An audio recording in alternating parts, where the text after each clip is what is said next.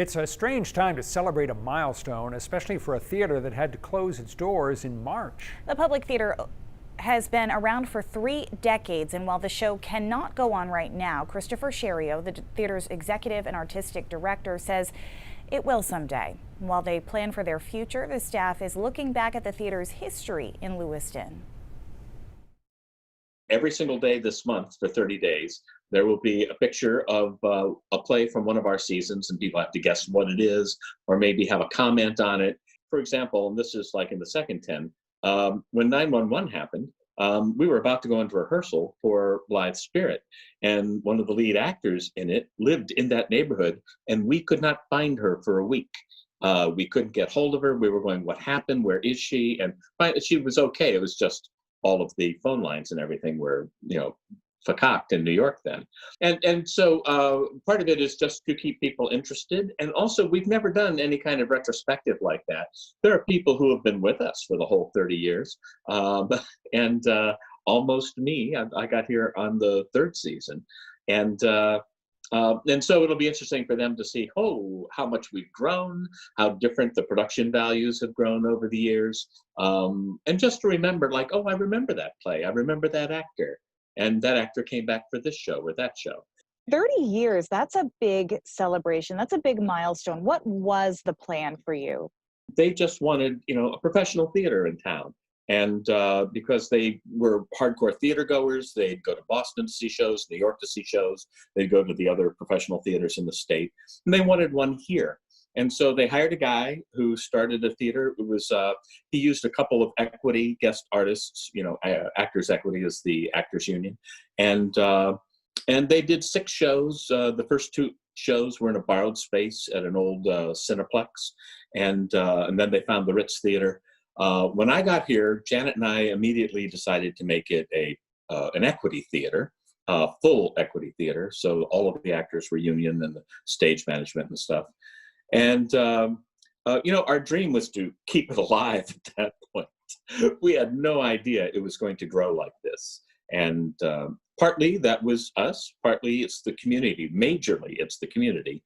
The first year they had 1,200 patrons. Now we average about 16,000. Obviously, this pandemic has thrown a wrench into a lot of plans for a lot of theaters. What was your plan, and how has this affected you? We were going to have our normal season, and we had the shows pretty much picked, and we knew what we were going to do, and we were also going to have some kind of 30th celebration kind of thing. Right now, first we postponed one show. We postponed. Whenever we open up again, it will be there. And the show we canceled on the day we were going to open on March 13th, that will go into the next season too. So we saved the set and everything. That play was called I and You. It's a beautiful little play, and it broke our hearts not to be able to do it. But right now, we have a plan that if we can start in the fall, which is doubtful, but we have a plan to do that. If we can start after the holidays, which is maybe, we have a plan to do that. And sometime at the end of this month or the beginning of July, we will announce to our subscribers, at least, the shows that we're thinking of. But we're not going to lock ourselves into dates until we know when we can actually do this. It's clear that concerts, theaters, anything where large groups get together will be the last to come back. And there are protocols being suggested out there on how to come back, but most of them make it impossible to do it. Sell every other row and every other seat. And you go, well, that's a fourth of the house. How do you survive on that? So we will see. Right now, we're developing some educational programming that we can do right now with kids on Zoom. And we've got the pilot project starting right this second, where we're getting like the theater groups in the high schools that had their shows canceled and everything. And of course, they're all sitting there going, what do we do? We're urging them to take a fable or a fairy tale, to update it in their own words to their own world that they live in now, and they will put it together and perform it on Zoom and video it, and then we will put the whole thing together, and we will give them guidance all the way along on the script and on how to put it together, and technical guidance at the end to do the final product, and then we'll post it and for all their friends and family and the general public. And hopefully, after we do the first one, we will get almost all of the high schools around here participating, and even the younger ones, the middle schools and everything, and the younger kids.